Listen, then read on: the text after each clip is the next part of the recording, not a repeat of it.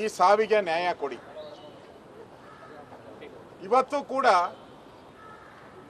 ಸತ್ತು 3-4 ದಿನ ಆದರೂ ಕೂಡ ಅವರ ಕುಟುಂಬದವರ ರೋದನ, ಆ ಮಣ್ಣು ಮಾಡಿರೋ ಕಡೆ ಹೋಗಿ ಆ ರೋದನವನ್ನು ನಾವು ಮಾಧ್ಯಮದಲ್ಲಿ ನೋಡ್ತಾ ಇದ್ದಾರೆ. ಕರುಳು ಕಿವುಚಿದಂಗೆ ಆಗ್ತದೆ. ನಮ್ಮ ಪೊಲೀಸ್ನು ಭಾಳ ಜನ ಇಲ್ಲಿದ್ದಾರೆ ನೋಡಿ, ಪೊಲೀಸವರೆಲ್ಲ ಇಲ್ಲಿ ಇದ್ದಾರೆ. ನಾವೆಷ್ಟು ಜನ ಇದ್ದೀರಿ? ಒಂದು 40 ಜನ ಇದ್ದೀರಾ? 40 ಜನ ಇದ್ದೀರಿ ಪೊಲೀಸ್. ನಾವು 45 ಜನ ಇಲ್ಲಿರೋದು ನೋಡಿ. ಪೊಲೀಸರು ಒಂದು 150 ಜನ ಇದ್ದಾರೆ. ಒಂದು 4-5 ಬಸ್ಗಳು ತಂದಿದ್ದಾರೆ, ಗನ್ಗಳು ಇಟ್ಕೊಂಡ್ ಬಂದಿದ್ದಾರೆ, ಲಾಠಿಗಳು ಇಟ್ಕೊಂಡ್ ಬಂದಿದ್ದಾರೆ. ನಮಗೆ ಈ ಏನೋ ಬೇವರ್ಸಿ ಸರ್ಕಾರ ಅಂತಾರೆ, ಏನಂತಾರ ನನಗೆ ಗೊತ್ತಿಲ್ಲ, ದರಿದ್ರ ಸರ್ಕಾರ. ಈ ಪೊಲೀಸರನ್ನ ಅವತ್ತು ಅಲ್ಲಿ ಆಯೋಜನೆ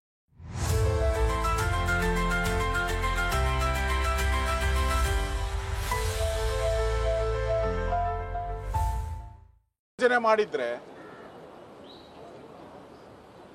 ಸಾವನ್ನ ಉಳಿಸ್ಬೋದಾಯಿತು, ಅಮಾಯಕ ಆ ವಿದ್ಯಾರ್ಥಿಗಳ ಬದುಕನ್ನ ಉಳಿಸ್ಬೋದಾಯಿತು, ದೇಶ ಕಟ್ಟುವಂತ ಆ ವಿದ್ಯಾರ್ಥಿಗಳಿಗೆ ಜೀವನವನ್ನ ಕೊಡ್ಬೋದಾಯಿತು. ಅದನ್ನ ಮಾಡಲಿಲ್ಲ ಇವತ್ತು ಸರ್ಕಾರ. ಇವತ್ತು ನಮಗೆ ನೋಡಿ, ಅರೆಸ್ಟ್ ಮಾಡ್ತಾರೋ ಬಿಡ್ತಾರೋ ಇನ್ನೂ ಗೊತ್ತಿಲ್ಲ ನಮಗೆ. ಸರ್ಕಾರ ಪದೇ ಪದೇ ಹೇಳ್ತಾ ಇದೆ, ನಾವು ಪರ್ಮಿಷನ್ ಕೊಟ್ಟಿಲ್ಲ, KCA ಸ್ಟೇಡಿಯಂ ಅಲ್ಲಿ ನಾವು ಪರ್ಮಿಷನ್ ಇಲ್ಲ ಅಂತ ಹೇಳ್ತಾ ಇದ್ದಾರೆ. ನಿಮ್ ಯೋಗ್ಯಕ್ಕೆ ಬೆಂಕಿ ಇಟ್ಟರು ಪರ್ಮಿಷನ್ ಕೊಟ್ಟೆ. ನಾವು ಈಗ ಯಾವುದೋ ಹೋರಾಟಕ್ಕೆ ನಾವು ಪರ್ಮಿಷನ್ ಇಲ್ದಿರ ಬಂದ್ರೆ 100 ಬಸ್ಗಳು ತಂದು ನಿಲ್ಲಿಸ್ತೀರಾ? 144 ಸೆಕ್ಷನ್ ಹಾಕ್ತೀರಾ? ಕರ್ಫ್ಯೂ ಹಾಕ್ತೀರಾ? ನೀವು ಪರ್ಮಿಷನ್ ಕೊಟ್ಟಿಲ್ಲ ತಾನೇ? KCA ಹಾಕ್ಬೇಕಾಯ್ತು 144 section. ಯಾಕೆ ಮಾಡಲಿಲ್ಲ? ಯಾರು ಹೇಳಿದ್ರು? ಸ್ವತಃ ನಿಮ್ಮ ಉಪಮುಖ್ಯಮಂತ್ರಿ ಹೋಗಿ ಅಲ್ಲಿ RCB ಬಾವುಟ ಇಟ್ಕೊಂಡು ಏನು ತಿರುಗಿಸಿದ್ದೆ ಅದು ಹೇಳಿದ್ರು ಈಗಾಗಲೇ. ಅಲ್ಲ, ಮಲ್ಯ ಆ ರಾಯಲ್ ಚಾಲೆಂಜ್ ವಿಸ್ಕಿ ಬಾಟಲ್ಗೆ ಪ್ರಮೋಷನ್ಗೆ ಮಾಡಿದಂತ ಒಂದು ಟೀಮ್ ಇದು. ಹೊಸ ಅಂಬಾಸಿಡರ್ DCM CM ಈಗ ಹೊಸದಾಗಿ ಉಟ್ಕೊಂಡಿದ್ದಾರೆ ಇವರು ಅಂಬಾಸಿಡರ್ ಆಗಿ. ನಮ್ಮ ಲೀಡರ್ ಹೇಳ್ತಾ ಇದ್ರು, ಮೊದಲು RCB ಮಲ್ಯದದು ರಾಯಲ್ ಚಾಲೆಂಜ್ ವಿಸ್ಕಿದದು. ಈಗ ರಿಯಲ್, R ಅಂದ್ರೆ ರಿಯಲ್, C ಅಂದ್ರೆ ಕಲ್ಪ್ರಿಟ್, B ಅಂದ್ರೆ of Bengaluru. Real culprit of Bengaluru ಇವರಿಬ್ರು, ಮುಖ್ಯಮಂತ್ರಿ ಉಪಮುಖ್ಯಮಂತ್ರಿ. RCB ಅಂದ್ರೆ real culprit of Bengaluru, real culprit of Bengaluru. ಇವ್ರ ಮೇಲೆ ಕೇಸೇ ಆಗ್ತಾ ಇಲ್ಲ. ಇನ್ನ ಈಗ ತೂಗುಗತಿ ಯಾರ ಮೇಲೆ ಬರ್ತೈತೆ? ಕಮಿಷನರ್ ಆಯ್ತು, DCP ಆಯ್ತು, ಇನ್ನು ವಿಧಾನಸೌಧ ಕಡೆ ತಿರ್ಕಂತೈತೆ ನೋಡಿ ನೀವು ಬೇಕಾದ್ರೆ.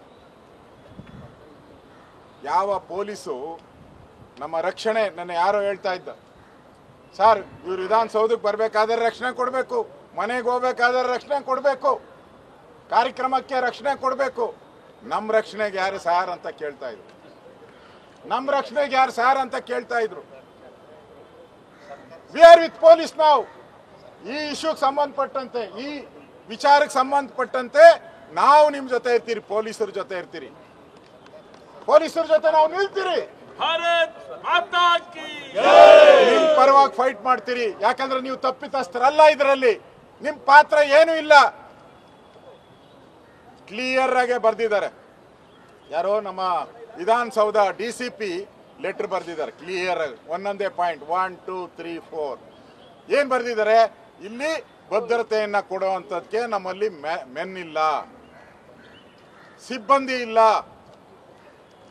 ಮಾಡಿದ್ರೆ ನೀವು ಸಿಬ್ಬಂದಿ ಇಲ್ಲ ಅಂದಮೇಲೆ ನೀವ್ ಹೆಂಗ್ ಕಾರ್ಯಕ್ರಮ ಮಾಡಿದ್ರಿ?